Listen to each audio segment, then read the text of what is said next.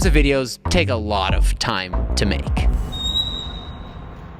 These types of videos take which is exactly why, when it comes time to editing, we want to use everything in our power to speed up those workflows. And today, we're having a look at the new Logitech. It's plugged into the computer.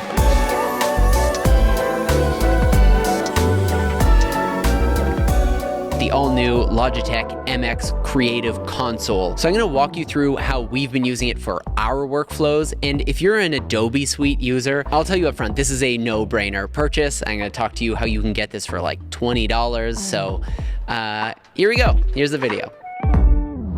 This video is sponsored by Logitech, and they wanted me to show off their new MX Creative Console here. So the keypad and the dial, which I'm sure have more official names, but I'm calling them the keypad and the dial. What these are contextually aware productivity tools, and we'll walk through both of them and how we use them in our workflows and how you might use them in yours, and all sorts of customization options that they have available within the Logi Options. Logi Options Plus.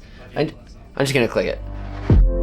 Within the Logi Options Plus app. I'm not running a screen recording, which I should do, and I'll just do it right here, actually. Right off the bat, we're using it. I've used the keypad here to open the Logitech Options app, as well as start a screen recording for the sake of this video. What we have here is a Bluetooth dial, so you can take this around with you. We've got a horizontal wheel here, a couple buttons on the top, bottom left, bottom right, and then a vertical scroll wheel here. And then the keypad has 9 individual backlit customizable buttons here that you can change the brightness, change the images, you know, and they change based on what app you're in. But then beneath that, you also have 2 page buttons, so you can cycle through up to, I think, 15 pages, depending on how many apps you use and how many customizations you plan on putting in there. So for me, I've set this up with some of my most used apps, things like Final Cut, the Insta360 Studio app, the Logitech Options app. But more than that, I've set it up for actions that I do non-stop here at work. So this is things like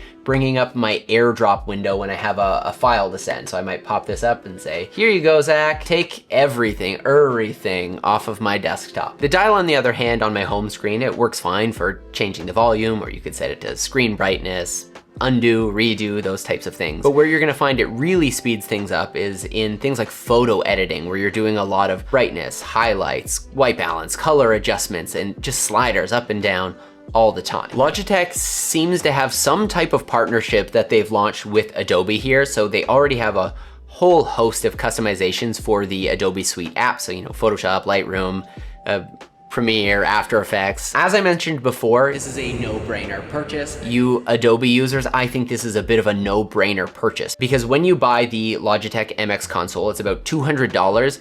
It will include 3 free months of the full Adobe Suite. And that isn't just for people who are like new subscribers. If you're already paying the Adobe Suite subscription, it's still gonna include that 3 free months, which is about $60 a month. So 60, 60, 60, we're at $180, $200, look at that. That is a $20 console. Let's talk about the functionality of it, because, you know, buying things is fun, but using things you buy is more fun. So starting off, I'm gonna go to my next page and I'm gonna open up Lightroom, which is right here. It's an old photo of me in my first studio ever. And because of the native Adobe integration, the keypad is already set up with a couple pages of some of the most frequently used actions in Lightroom. However, I wanna shift our focus over to the dial here and show you how that works. The button on the bottom right here, when you click it, you'll notice wherever your mouse is, boop, you'll get a little list of options around the side here. Right now it's set up with all of the basic photo editing tools that you're gonna need on pretty much any photo edit process. So we can change our white balance, we can go over here, change our tint, make sure it's looking good. We've got, of course, brightness, contrast, highlights, shadows. I'm kind of mangling this photo right now just to show you quickly how this would work. But you can just imagine cycling through photos in this way is really quick to just be like, oh yeah, this photo's too warm, beep, it's cold now. Oh, it's too green, beep, it's more green, beep, it's purple now. By default, we also have undo and redo on the top here, which is helpful because I obviously don't want it to look like this. I want it to look like this. And if we were to head over to the keypad, of course, there's way more that we could do, which we will talk about a bit later. I spent many years as a wedding photographer and videographer, and a tool like this would have been fantastic at that time because I could set some of the keypads as my desired presets, my favorite color one, my favorite black and white one, and then I'd be able to be like, boom, boom, boom, this is how I want them to look, boom, boom, boom, fix the exposure and color, boom, boom, boom, open in Photoshop, pretend I know how to use Photoshop, export, and I'm out of here. Wedding done, delivered. Another cool thing is that some of these buttons are also contextually aware of what other tools are involved in that button. So for example, if I open my crop tool, we also get a whole bunch of aspect ratios. So I might be like, this should be a 1:1 image. Cool, great. But the truth is, over the last 5-ish years, the amount of photography I do has gone way downhill, and the amount of video I do has gone way uphill. So that's what I want to kind of walk you through, is how I'm using this specifically for video editing. From the homepage, I could just hit the Final Cut button. One really cool thing that I found in going through the process of setting up some of these shortcuts and creating tools is that I didn't just get this set up for me to edit faster, but it actually let me learn a lot more about the software I'm already using, because as I was trying to add tools into it, I was spending more time learning about hotkeys and custom presets and stuff.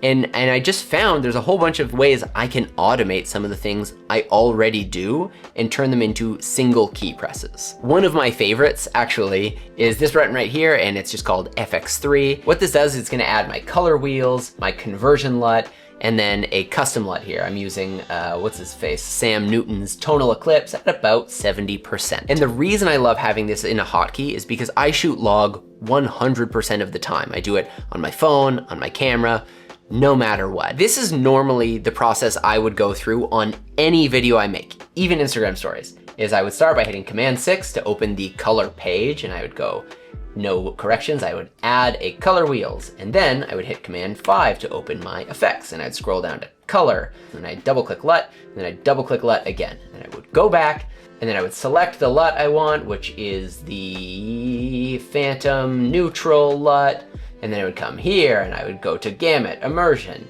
Tonal Eclipse, and then I would turn this down. And that takes, you know, I could maybe do it in 30 seconds to a minute, but now it's as simple as bloop, done.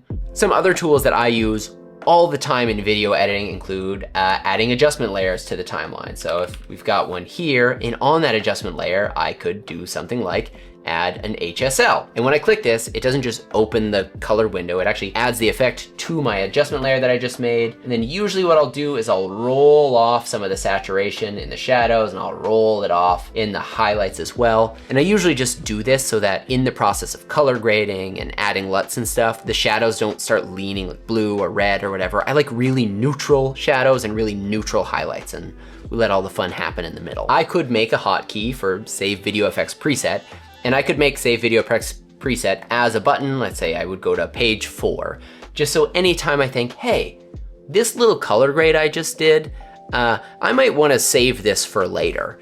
I just have one button that I can press and it'll save it, and I can title it neat color thing and add it to my own folder. So now back here in Final Cut, I should be able to hit this Save Preset button, and it is gonna save the preset into my folder, and we'll call it Color Roll Off with a capital O. I also have an audio effects page here, so this is gonna be things like muting the audio of this clip here because I recorded separately into my microphone, so the camera audio is no longer needed. And for editing's sake, I would usually select both of these, and I would add these into something called a compound clips, which I also have as a button. Compound clip, talking with an H.